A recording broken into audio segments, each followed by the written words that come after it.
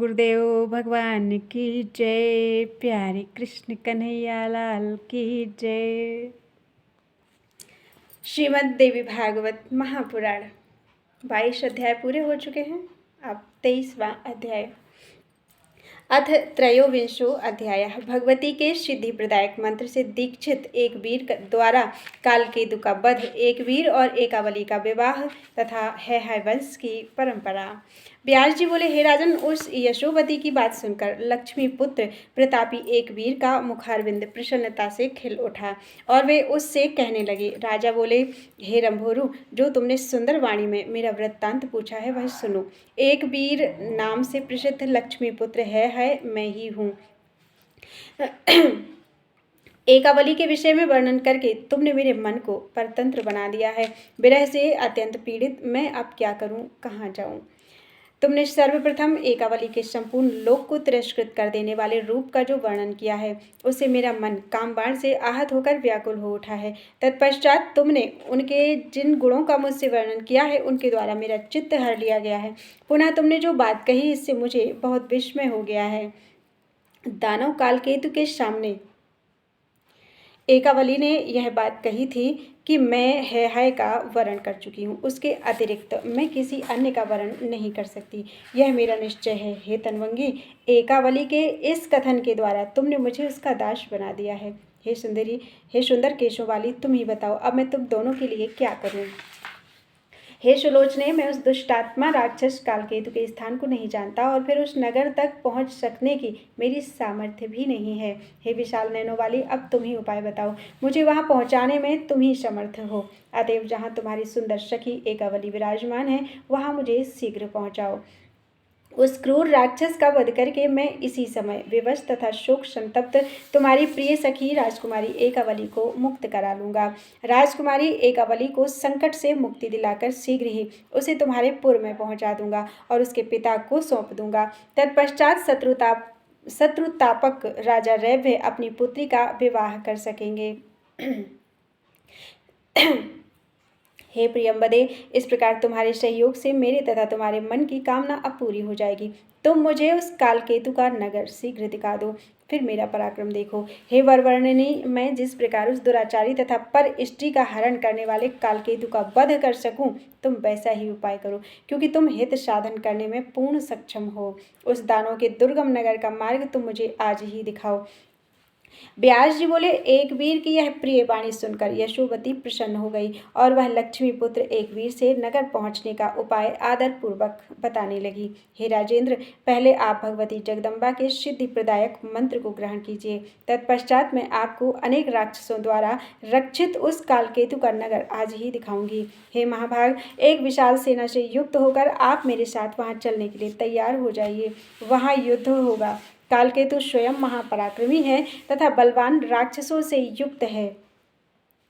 अतएव भगवती का मंत्र ग्रहण करके ही आप मेरे साथ वहां चलिए। मैं उस दुष्टात्मा के नगर का मार्ग आपको दिखाऊंगी। अब आप उस पाप कर्म परायण दानों को मारकर मेरी सखी को शीघ्र मुक्त कीजिए।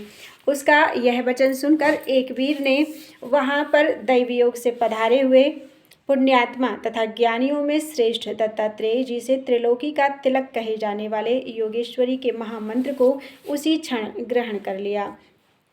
उस मंत्र के प्रभाव से एक वीर को सब कुछ जानने तथा सर्वत्र गमन की क्षमता प्राप्त हो गई। इसके बाद वे यशोवती के साथ कालकेतु के दुर्गम नगर के लिए शीघ्र प्रस्थित हुए। वह नगर राक्षसों द्वारा इस प्रकार सुरक्षित था जैसे सर्पों द्वारा पाताल की निरंतर सुरक्षा होती रहती है। कालकेतु के ऐसे नगर में अब यशोवती तथा विशाल सेना के साथ राजा एक वीर आ गए। एक वीर को आते देखकर कालकेतु के दूत भय से व्यग्र हो गए और चीखते चिल्लाते हुए बड़ी तेजी से भागकर उसके पास पहुंचे। उस समय एकावली के पास बैठकर अनेक विध विनती कर रहे कालकेतु को अत्यंत काम मोहित समझकर दूत एकाएक उससे कहने लगे। दूत ने कहा, हे राजन, इस कामिनी की सहचारिणी जो यशोवती नाम की स्त्री है, वह एक राजकुमार के साथ विशाल सेना लेकर आ गई है। हे महाराज, पता नहीं वह जयंत है अथवा कार्तिकेय। बल के अभिमान से मत्त वह राजकुमार सेना के साथ चला आ रहा है। हे राजेंद्र, अब आप सावधान हो जाइए, क्योंकि युद्ध की स्थिति सामने आ चुकी है। अब आप या तो इस देवपुत्र के साथ युद्ध कीजिए अथवा इस कमल नयनी को मुक्त कर दीजिए। उसकी सेना यहाँ से मात्र 3 योजन की दूरी पर है। अतएव हे राजन, अब आप तैयार हो जाइए और रणदुंदुभी बजाने की तुरंत आज्ञा दीजिए। ओम हरे। व्यास जी बोले, दूतों के मुख से वैसी बात सुनकर कालकेतु क्रोध से मूर्छित हो गया। उसने अपने सभी बलवान तथा शस्त्रधारी राक्षसों को उत्साहित करते हुए कहा, हे राक्षसों, तुम सब हाथों में शस्त्र लेकर शत्रु के सामने जाओ। उन्हें आज्ञा देकर कालकेतु ने अपने निकट बैठी हुई अत्यंत विवश तथा दुखित एकावली से विनम्रता पूर्वक पूछा, हे तनवंगी, तुम्हें लेने के लिए सेना सहित यहाँ कौन आ रहा है? ये तुम्हारे पिता हैं अथवा कोई अन्य पुरुष हैं? हे कृशोदरी, सच सच बताओ। यदि विरह से व्यथित होकर तुम्हारे पिता तुम्हें लेने के लिए आ रहे हों तो यह जानकर कि ये तुम्हारे पिता हैं, मैं इनके साथ युद्ध नहीं करूँगा, अपितु उन्हें घर लाकर उनकी पूजा करूँगा तथा बहुमूल्य रत्न, वस्त्र तथा अश्व भेंट करके घर में आए हुए उनका विधिवत आतिथ्य करूँगा। यदि कोई अन्य व्यक्ति आया होगा तो मैं अपने तीक्ष्ण बाणों से उसे मार डालूंगा। निश्चित ही महान काल ने उसे मरने के लिए यहाँ ला दिया है। अतएव हे विशाल नैनों वाली, मुझ अपराजेय काल रूप तथा अपार बल संपन्न के विषय में न जानकर यह कौन मंदमती चला आ रहा है, यह तुम पहले मुझे बताओ। एकावली बोली, हे महाभाग, मैं यह नहीं जानती कि इतनी तेजी से यह कौन आ रहा है। आपके बंधन में पड़ी हुई मैं नहीं जानती कि यह कौन है। ये ना तो मेरे पिता हैं और ना मेरे भाई ही, यह दूसरा ही कोई महान पराक्रमी पुरुष है। यह किस लिए यहाँ आ रहा है यह भी मैं निश्चित रूप से नहीं जानती। दैत्य बोला, ये दूत तो कह रहे हैं कि तुम्हारी सखी यशोवती ही प्रयत्न पूर्वक उस वीर को साथ में लेकर आई है। हे कांते, कार्य सिद्ध करने में अत्यंत चतुर तुम्हारी वह सखी कहाँ गई? कोई अन्य मेरा शत्रु भी नहीं है जो मेरा विरोधी हो।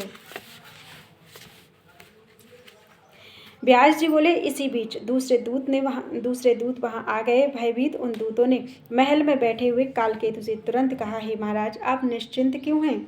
शत्रु सेना समीप आ पहुंची है। आप एक विशाल सेना के साथ शीघ्र ही नगर से बाहर निकलिए। उनकी यह बात सुनकर महान बलशाली कालकेतु शीघ्र ही रथ पर चढ़कर अपने नगर से बाहर निकल पड़ा। कामिनी एकावली विरह से व्याकुल प्रतापी एक वीर भी घोड़े पर कामिनी एकावली के विरह से व्याकुल प्रतापी एक वीर भी घोड़े पर आरूढ़ होकर अचानक वहीं पर आ गया। उन दोनों का वृत्तासुर तथा इंद्र की भांति युद्ध होने लगा। उस युद्ध में छोड़े गए विविध अस्त्र शस्त्रों से दिशाएं प्रकाशित हो उठी। वीर जनों ने को भयभीत कर देने वाले उस युद्ध में लक्ष्मीपुत्र एक वीर ने दानव कालकेतु पर अपनी गदा से प्रहार किया। गदा प्रहार से वह कालकेतु वज्र से आहत पर्वत की भांति प्राणहीन होकर पृथ्वी पर गिर पड़ा। तब भयभीत होकर अन्य सभी राक्षस भाग गए। तत्पश्चात यशोवती ने विस्मय में पड़ी एकावली के पास जाकर प्रसन्नता पूर्वक मधुर वाणी में उससे कहा, हे सखी, इधर आओ। कालकेतु के साथ भीषण युद्ध करके धीरता संपन्न राजकुमार एक वीर ने उस राक्षस को मार गिराया है। इस समय वे राजकुमार एक वीर थक जाने के कारण अपने शिविर में विद्यमान है। तुम्हारे रूप तथा गुणों के विषय में सुनकर वे तुम्हारा दर्शन करना चाहते हैं। हे कुटिलापांगी कामदेव सदृश उन राजकुमार को तुम देखो। मैं उनसे तुम्हारे विषय में गंगा तट पर पहले ही बता चुकी हूँ। इससे तुम्हारे प्रति उनका पूर्ण अनुराग हो जाने के कारण वे विरहातुर राजकुमार अब तुझ सुंदर रूप वाली का दर्शन करना चाहते हैं।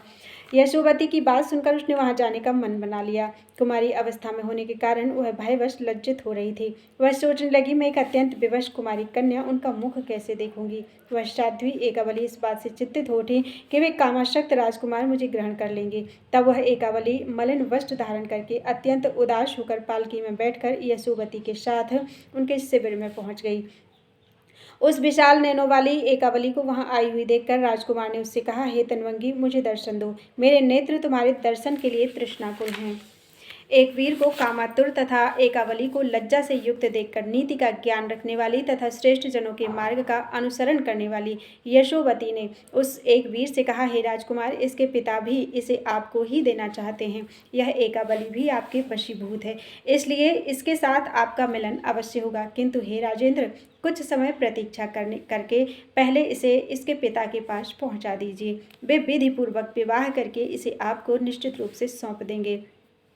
यशोवती की बात को उचित मानकर उन दोनों कन्याओं एकावली तथा यशोवती को साथ में लेकर सेना सहित भी राजकुमार एकवीर उसके पिता के स्थान पर पहुंचे। राजपुत्री को आई हुई सुनकर राजा रैभय प्रेम पूर्वक मंत्रियों के साथ उसके सम्मुख शीघ्रता से पहुंच गए। मलिन वस्त्र धारण की हुई उस पुत्री को राजा ने बहुत दिनों के बाद देखा।